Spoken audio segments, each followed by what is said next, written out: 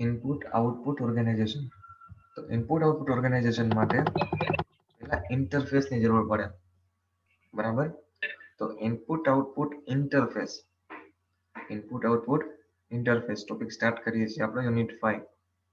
તો input output interface શું કરશે, તો કે provides method for transferring information between internal storage and external, બરાબર.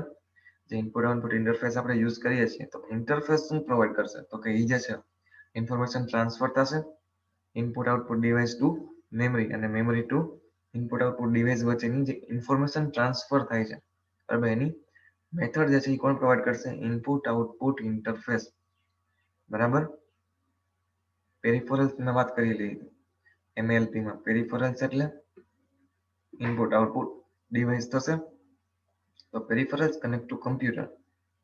તો કમ્યુનિકેશન લિંક જે છે એ રિક્વાયરમેન્ટ પડશે આ ઇન્ટરફેસિંગ માટે. સીપીયુ અને આ ડિવાઇસ એ વચ્ચેના કમ્યુનિકેશન લિંક માટે ઇન્ટરફેસિંગ જોશે. એ ઇન્ટરફેસિંગ એટલે આજે ઇનપુટ આઉટપુટ ઇન્ટરફેસ ની વાત કરીએ છીએ. હવે જરૂર શું કામ પડે છે કમ્યુનિકેશન લિંક, તો કે એમની વચ્ચે ડિફરન્સીસ જે છે, બરાબર, સીપીયુ અને પેરિફેરલ ના, સીપીયુ ના પોતાના રૂલ્સ હશે, પેરિફેરલ્સ ના પોતાના હશે, બરાબર.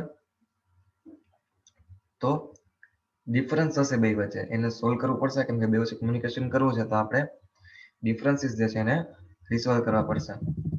મેજર ડિફરન્સીસ કયા કયા છે, તો પેરિફેરલ્સ આર ઇલેક્ટ્રોમેગ્નેટિક ડિવાઇસ અને સીપીયુ અને મેમરી શું છે, ઇલેક્ટ્રોનિક ડિવાઇસ, બરાબર. આપણે વાત કરીએ ડિફરન્સ જોઈ લે કે બે વચ્ચે ડિફરન્સ શું છે, તો કે પેરિફેરલ્સ જે છે ઇલેક્ટ્રોમેગ્નેટિક છે અને સીપીયુ ની મેમરી છે એ ઇલેક્ટ્રોનિક છે. એટલે કન્વર્ઝેશન, સિગ્નલ ના કન્વર્ઝેશન છે, બરાબર, એ રિક્વાયર્ડ છે. બીજો પોઈન્ટ જે છે એ આપણો છે data transfer rate of peripherals is slower than the rate of CPU. ને આપણે વાત કરી હતી પેન ડ્રાઈવ ની અને બરાબર ડી ડ્રાઈવ ટુ ઈ ડ્રાઈવ, બરાબર. તો સેમ કન્સેપ્ટ છે, ડેટા ટ્રાન્સફર રેટ જે છે ઇનપુટ આઉટપુટ ડિવાઇસ જે છે એના સ્લોઅર હશે અને સીપીયુ નું વધારે હશે. પછી data codes and format in peripheral differ from the word format in CPU and memory, બરાબર. એના ડેટા કોડ અલગ હશે, એનું ફોર્મેટ જે આપણે ફોર્મેટ કરીએ છીએ ને વર્ડ ફોર્મેટ એ અલગ હશે. આપણે કેમ રજિસ્ટર ના ફોર્મેટ જોયા હતા સીપીયુ માં, બરાબર. તો એ જ રીતે સીપીયુ અને મેમરી ના વર્ડ ફોર્મેટ અલગ હશે, ડેટા અને કોડ પેરિફેરલ ના પણ અલગ હશે, તો એની વચ્ચેનું કમ્યુનિકેશન કરાવવું પડે. Operating modes of peripherals R different, બરાબર. બધા ઓપરેટિંગ મોડ છે એ અલગ અલગ હશે, એના પેરિફેરલ પ્રમાણે હશે. હવે આ બધા જ ડિફરન્સીસ જે છે, બરાબર, એને રિઝોલ્વ કરવા પડશે. Computer system include special hardware components, બરાબર. કેવા સ્પેશિયલ હાર્ડવેર કમ્પોનન્ટ કોની વચ્ચે, તો કે આપણું સીપીયુ અને પેરિફેરલ ડિવાઇસ વચ્ચે, એ શું કરશે, તો સુપરવાઇઝ કરશે, જોશે અને સિંક્રોનાઇઝ કરશે ઇનપુટ આઉટપુટ ટ્રાન્સફરને, બરાબર. આપણે વચ્ચે એક હાર્ડવેર કમ્પોનન્ટ રાખીશું કે જે શું કરશે, સીપીયુ અને પેરિફેરલ વચ્ચે સુપરવિઝન પણ કરશે અને સિંક્રોનાઇઝેશન પણ કરશે. તો આજે આપણે હાર્ડવેર મૂકીએ છીએ, બરાબર, આજે હાર્ડવેર કમ્પોનન્ટ પુટ કરીએ છીએ એને કહેવામાં આવે છે ઇન્ટરફેસ યુનિટ, કે જે ડિફરન્સીસ જે છે, બરાબર, એને રિઝોલ્વ કરે. આટલું ક્લિયર? Type yes.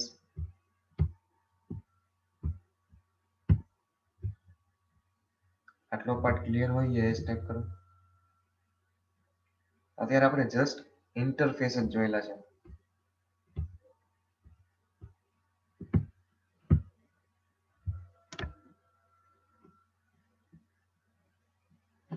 ઇન્ટરફેસ એટલે શું, તો કે જે પેરિફેરલ અને સીપીયુ બંને વચ્ચેનું કમ્યુનિકેશન લિંક પૂરી પાડે છે, બરાબર. અને એના ડિફરન્સ જોયા કે એના કોડ અલગ હશે, એનું વર્ડ ફોર્મેટ અલગ હશે, બરાબર. પછી મેઇન ડિફરન્સ શું હતો, તો કે આપણું ઇનપુટ આઉટપુટ ડિવાઇસ છે ઇલેક્ટ્રોમેગ્નેટિક છે અને મેમરી અને સીપીયુ જે છે એ ઇલેક્ટ્રોનિક છે. ઓલા ઇલેક્ટ્રોમેગ્નેટિક અને આ ઇલેક્ટ્રોનિક છે. હવે આપણે IO bus and interface module જોઈએ છીએ, બરાબર. તો જો તમે જોઈ શકો છો ઇનપુટ આઉટપુટ ડિવાઇસ જે છે એ નીચે પુટ કરેલા છે. Keyboard and display terminal, printer, magnetic disk, magnetic tape, બરાબર. તો ઓક્સિલરી મેમરી જે છે, આ આઉટપુટ ડિવાઇસ છે, ઇનપુટ ડિવાઇસ છે, બધાના વચ્ચે એક બ્લોક આવે છે જેનું નામ છે ઇન્ટરફેસ, બરાબર. પ્રોસેસર અને કીબોર્ડ વચ્ચે કોઈ પ્રોસેસિંગ ટ્રાન્સફરિંગ કરવું છે તો એના માટે ઇન્ટરફેસ, પ્રોસેસર અને પ્રિન્ટર વચ્ચે કોઈ ટાસ્ક કરવો છે તો ઇન્ટરફેસ, પ્રોસેસર મેગ્નેટિક ડિસ્ક વચ્ચે કોઈ ટાસ્ક કરવો છે તો ઇન્ટરફેસ, પ્રોસેસર અને મેગ્નેટિક ટેપ વચ્ચે કોઈ કમ્યુનિકેશન કરવું છે તો ઇન્ટરફેસ. એટલે કે સીપીયુ અને ઇનપુટ આઉટપુટ ડિવાઇસ એટલે કે પેરિફેરલ ડિવાઇસ, આની વચ્ચે જો કમ્યુનિકેશન કરવું છે તો ઇન્ટરફેસ યુનિટ જે છે એ રિક્વાયર્ડ છે, બરાબર. એ થશે તો જ આપણી કમ્યુનિકેશન લિંક જે છે એ પ્રોપર રહેશે, બરાબર. તો આ રીતે ઇનપુટ આઉટપુટ બસમાં કેટલું હોય ટાઈપ કરો, બસના types.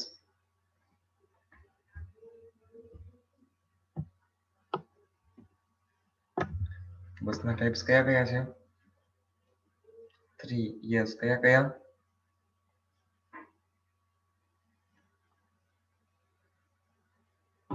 Address, data and control. Yes, બરાબર. આ 3 ટાઈપ આપણે એમએલપી માં પણ જોઈ ગયા હતા. સો ની વાત કરીએ, એડ્રેસ લાઇન શું કરે, ડેટા લાઇન શું કરે અને કંટ્રોલ લાઇન શું કરશે. બરાબર. સૌથી પહેલા કઈ લાઈન યુઝ થાય? એડ્રેસ, ડેટા અને કંટ્રોલ માંથી સૌથી પહેલા શું જોઈ?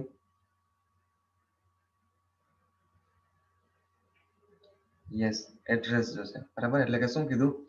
To communicate with a particular device, processor place a device address on the address line. સૌથી પહેલા શું કરવું પડશે?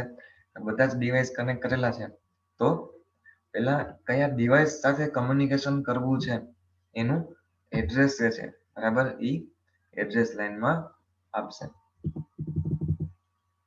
હવે શું થાય? ઇન્ટરફેસ જે છે, બધા ઇન્ટરફેસ આપણે કનેક્ટ કરેલા છે, બરાબર. તો આ ઇન્ટરફેસ જે છે ઈ એડ્રેસ ડિટેક્ટ કરશે. માની લો આપણે કીબોર્ડ એન્ડ ડિસ્પ્લે ટર્મિનલ આની વાત કરીએ તો આમાં એડ્રેસ, આનું એડ્રેસ પુટ કરેલું હશે પ્રોસેસર, તો એની ઉપરનો જે ઇન્ટરફેસ જે છે એનો પોતાનો ઇન્ટરફેસ યુનિટ એટલે કે આ ફર્સ્ટ એ ડિટેક્ટ કરશે પોતાનું એડ્રેસ, બરાબર. શું કામ? કેમ કે આ પોતાનું એડ્રેસ છે, પ્રોસેસરે અહીં જે એડ્રેસ મૂકેલો છે એ પોતાનું છે એટલે ઈ ઇન્ટરફેસ જે છે એ ડિટેક્ટ કરશે, ત્યારબાદ આ ઇનેબલ થશે.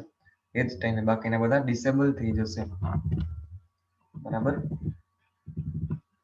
હવે તો કે ઇન્ટરફેસ જે છે ડિટેક્ટ કરશે એડ્રેસ, પછી તો કે પાથ જે છે એ એક્ટિવ કરશે, પોતાના બસ લાઇન અને કંટ્રોલ લાઇન્સ ના બધા પાથ છે એ એક્ટિવ કરશે.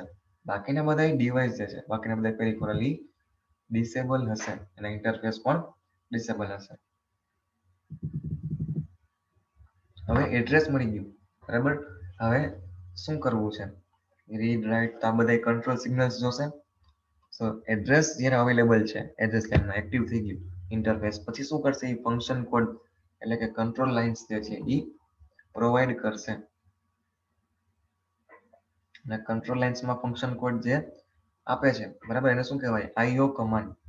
કેમ કે ઇનપુટ આઉટપુટ ના કમાન્ડ આપશે, શું કરવું છે એ પ્રોવાઈડ કરશે ફંક્શન કોડ, બરાબર. હવે શું કીધું? 4 ટાઈપ્સ ઓફ કમાન્ડ. કયા કયા એ આપણે જોઈ લઈએ. Control command. કંટ્રોલ કમાન્ડ એટલે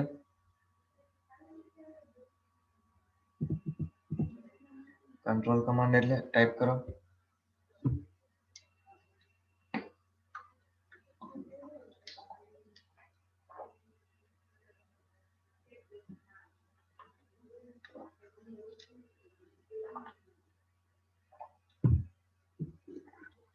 ડેટાને કંટ્રોલ કરે, ઓકે, પણ પહેલા તો શું ટાસ્ક કરવાનો છે, બરાબર. શું ટાસ્ક કરવાનો છે તો એના માટે એને કેવું પડશે? It is issued to active peripheral and to inform it what to do. આપણે કેમ રીડ, રાઇટ આ બધા કંટ્રોલ સિગ્નલ સેન્ડ કરીએ છીએ, તો બેઝિકલી શું છે? એ કહેવા માંગે છે કે શું ઓપરેશન કરવાનું છે એ પહેલા ઇન્ફોર્મ કરવું પડે પેરિફેરલ ને, બરાબર. તો એ જે છે એ કહેવામાં આવશે કમાન્ડ, કંટ્રોલ કમાન્ડ. બીજી વાત કરીએ સ્ટેટસ કમાન્ડ, બરાબર. શેના માટે હોય status command?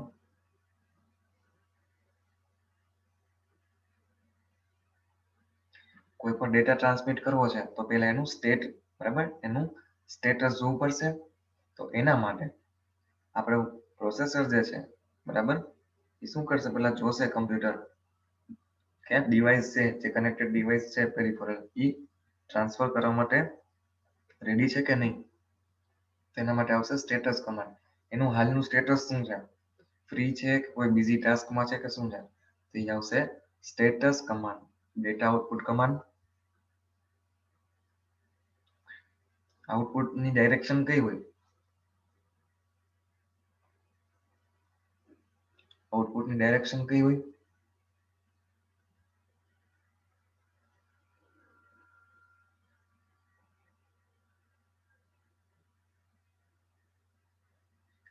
CPU to peripheral કે peripheral to CPU?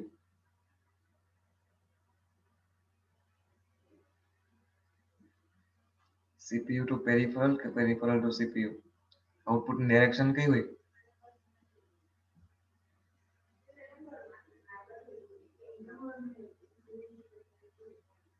Yes, CPU to peripheral. એટલે શું કીધું કે transfer the data from processor to interface unit. અને ડેટા ઇનપુટ કમાન્ડમાં transfer data from interface unit to processor.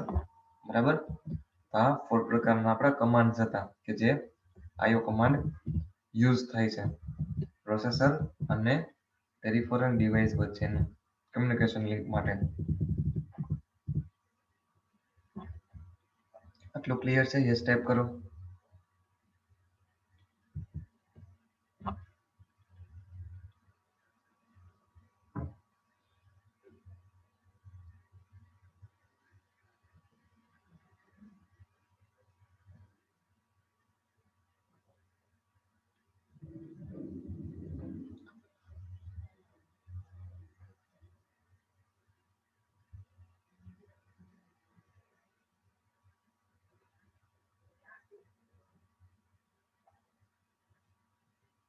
બધા સ્ટુડન્ટ્સ ક્લિયર હોય yes type કરો, અદરવાઇઝ ડાઉટ હોય પૂછો.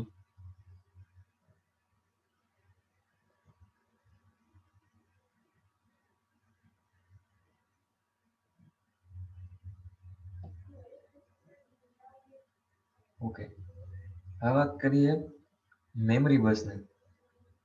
આપણે કમ્યુનિકેશન કરીએ છીએ, બરાબર, ઇનપુટ આઉટપુટ ડિવાઇસ સાથે. તો એની વચ્ચે જે ડેટાનું ટ્રાન્સફરિંગ થાય છે, તો પ્રોસેસરે એક મેમરી યુનિટ રિક્વાયર્ડ હશે, બરાબર. જે આપણે કમ્યુનિકેશન કરીએ છીએ, ડેટાનું ટ્રાન્સફરિંગ કરીએ છીએ, તો એ જે પ્રોસેસિંગ થાય છે એના પછી એક સ્ટોરિંગ માટે મેમરી યુનિટ રિક્વાયર્ડ છે. અને મેમરીનું શું હોય, બધું data, address, read write, control lines હોય. કેમ કે આપણે ટાસ્ક શું કરતા હતા, memory read, memory write, IO read, IO write, ખબર છે બધું MLP માં આવતું. મોરલીઝ મેમરીને પણ ટાસ્ક છે, રીડ રાઇટ, કંટ્રોલ લાઇન્સ, બધું એને પણ રિક્વાયર્ડ છે. ડેટા લાઇન્સ, એડ્રેસ લાઇન એને પણ રિક્વાયરમેન્ટ છે. સો એ પણ રીડ રાઇટ ઓપરેશન્સ કરે છે, તો એના કંટ્રોલ સિગ્નલ્સ જોશે, બરાબર. હવે તો કે there are 3 ways that computer buses, આ જે કમ્પ્યુટરની બસ જે છે એના યુઝ કઈ રીતે કરી શકે, મેમરી અને IO ડિવાઇસ સાથેનું પ્રોસેસર કેટલી રીતે યુઝ કરી શકે, તો 3 રીતે, એના 3 ways છે. ફર્સ્ટ જે છે, use 2 separate buses, one for memory and other for IO. બરાબર. શું કરશે એ? બે અલગ અલગ બસ યુઝ કરે છે, મેમરી માટે અને IO માટે. પછી તો કે use one common bus for both memory and IO. બરાબર. કોમન બસ યુઝ કરશે મેમરી અને IO માટે, પણ એના કંટ્રોલ લાઇન્સ જે છે એ સેપરેટ હશે. કંટ્રોલ લાઇન્સમાં શું આવે? કંટ્રોલ લાઇન્સમાં શું આવે? આજે રીડ સિગ્નલ, રાઇટ સિગ્નલ આ બધા મોકલવા છે, એ કંટ્રોલ લાઇન્સ ખાલી એક અલગ રહેશે, બાકી બસ જે છે એ કોમન હશે. ફર્સ્ટ વે કયો હતો કે આખું સેપરેટ જ બધું, મેમરી માટે અલગ અને IO માટે અલગ, એટલે આખું બધું અલગ જ. બીજો વે શું છે, બસ તમે કોમન રાખો બે વચ્ચે, પણ એના કંટ્રોલ સિગ્નલ્સ જે જનરેટ થાય છે એ સેપરેટલી આપો, બરાબર. ત્રીજો યુઝ શું છે, use one common bus for memory and IO with common control signals. MLP માંથી આપણે કયો મોડ જોયો હતો, કોઈ કહી શકે?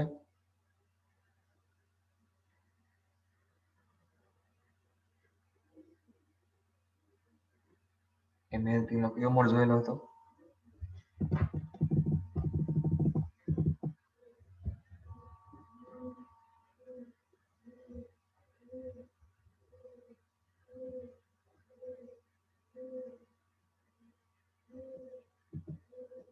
આ ત્રણમાંથી કયો મોડ આપણે જોઈએ તો કયો વે હતો ઈ?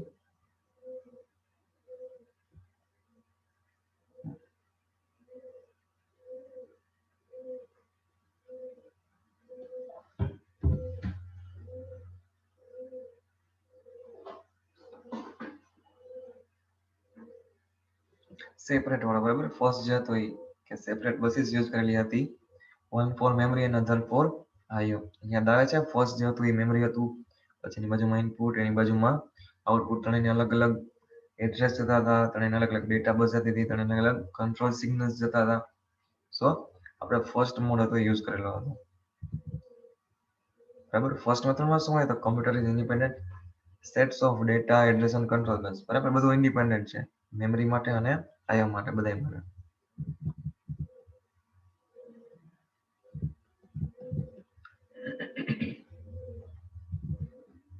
અને ઈ કોણ પ્રોવાઈડ કરશે? સેપરેટ IO પ્રોસેસર, IOP, બરાબર. કે જે આખું અલગ અલગ ડેટા, આખું અલગ એડ્રેસ, આખું અલગ કંટ્રોલ બસ ઈ પ્રોવાઈડ કરે છે મેમરી અને IO ને. એના માટેનું પ્રોસેસર છે શું કહેવાય? Separate IO processor. ક્લિયર છે આટલું?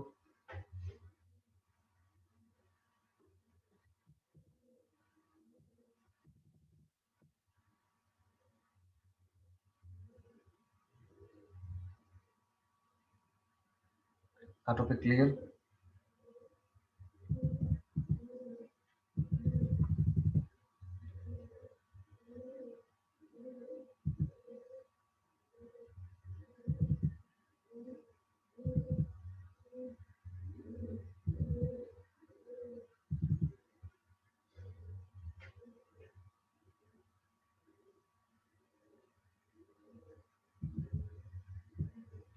બીજા બધા સ્ટુડન્ટ્સ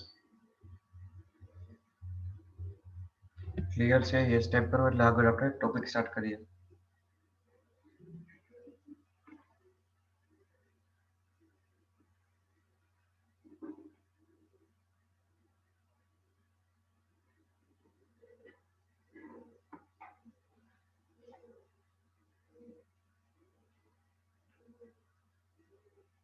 ઓકે, હવે કરીએ આઇસોલેટેડ IO. આઇસોલેટેડ IO એટલે કે આઇસોલેટેડ ઇનપુટ આઉટપુટ ડિવાઇસ. તો ઘણા કમ્પ્યુટર્સ જે છે, બરાબર, એક કોમન બસ યુઝ કરે છે. આપણે ઉપર વાત કરીએ કે મેમરી અથવા તો IO એનું CPU સાથેનું જે કમ્યુનિકેશન છે, બરાબર, મેમરી અથવા તો IO નું CPU સાથેનું જે કમ્યુનિકેશન છે એના માટે કોમન બસ યુઝ કરે છે. એમાંથી IO ને કઈ રીતે અલગ પાડશું? તો એના માટે મેમરી ટ્રાન્સફર માટે અલગ અને IO ટ્રાન્સફર માટે અલગ સેપરેટ રીડ અને રાઇટ લાઇન્સ જોઈએ. આપણે આ લાઇન્સ MLP માં જોઈ લીધી હતી. એ જ વસ્તુ આપણને સમજાવે છે કે ઘણા ડિવાઇસ છે એના મેમરી અને IO સાથેની કોમન બસ, બરાબર, પણ એમાં અલગ કઈ રીતે કરી શકો? તો એના માટે છે આપણા કંટ્રોલ સિગ્નલ્સ, આ જે રીડ અને રાઇટ લાઇન્સ છે એના થ્રુ IO ટ્રાન્સફર અને મેમરી ટ્રાન્સફર. હવે IO રીડ અને IO રાઇટ કંટ્રોલ લાઇન્સ તમને ખબર છે, બરાબર. IO ટ્રાન્સફરમાં કયા સિગ્નલ્સ જનરેટ થશે? IO રીડ અને IO રાઇટ.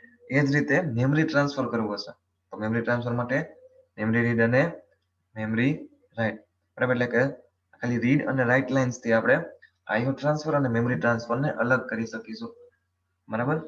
એની વચ્ચેનો ડિફરન્સ જે છે એ કઈ રીતે ખબર પડે? કે IO ટ્રાન્સફર થતું હશે એને IO રીડ અને IO write control lines enable થશે. મેમરી ટ્રાન્સફર કરવું છે ત્યારે મેમરી રીડ અને memory write control lines enable થશે. હવે તો કે IO કન્ફિગરેશન છે, બરાબર. આજે આઇસોલેટેડ IO કન્ફિગરેશન છે એમાં આપણે વાત કરીએ ઇનપુટ અને આઉટપુટ ઇન્સ્ટ્રક્શન અલગ હશે.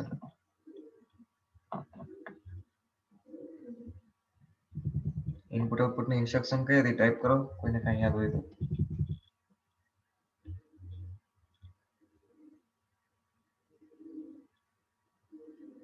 જો આખે આખું સ્ટેપ જે છે એ IO ઓપરેશન વાળું છે.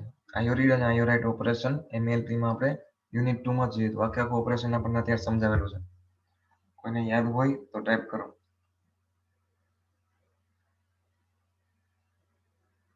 કે શું કરે પહેલા તો કે ઈ ઇન્સ્ટ્રક્શન જે છે એ પહેલા ફેચ કરશે, પછી ડીકોડ કરશે ઇન્સ્ટ્રક્શન. પછી શું કરે, ડીકોડ થઈ ગયા બાદ જે પહેલા તો એડ્રેસ પ્રોવાઈડ કરશે, બરાબર. એડ્રેસ આપીને પછી શું કરે, એટ ધ સેમ ટાઈમ આપણું સ્ટેપ 2 આયોરીડ અથવા તો આયોરાઇટ કંટ્રોલ લાઇન્સ થી જનરેટ કરશે, બરાબર.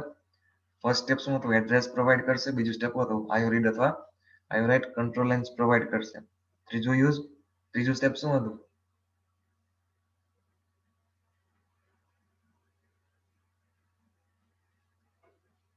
ત્રીજું પ્લેસ શું હતું, ત્રીજું સ્ટેપ યાદ છે કોઈને?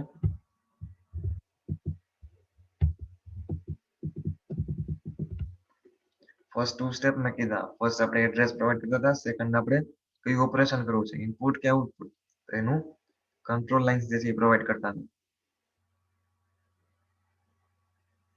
ત્યારબાદ જે ઓપરેશન કરવું છે, બરાબર, એ આગળ ટ્રાન્સફર કરતા હતા. MAR MBR આ બધું કઈ યાદ આવે છે?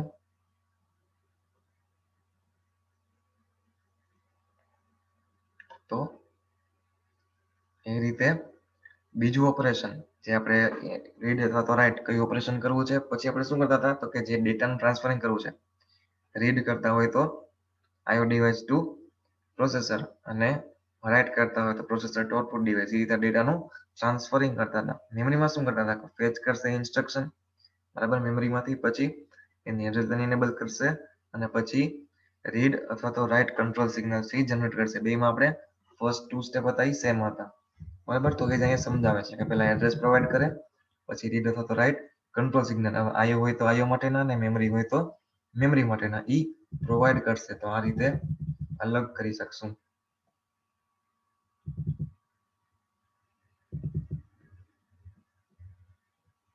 આટલું ક્લિયર છે?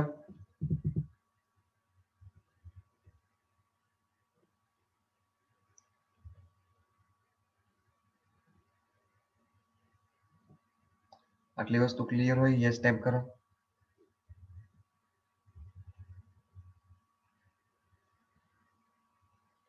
ઓકે, સો આ ટોપિક સુધીનું આજે આપણે રાખીએ છીએ. મેમરી મેપ આઈઓ જે છે એ નેક્સ્ટ લેક્ચરથી જોશું.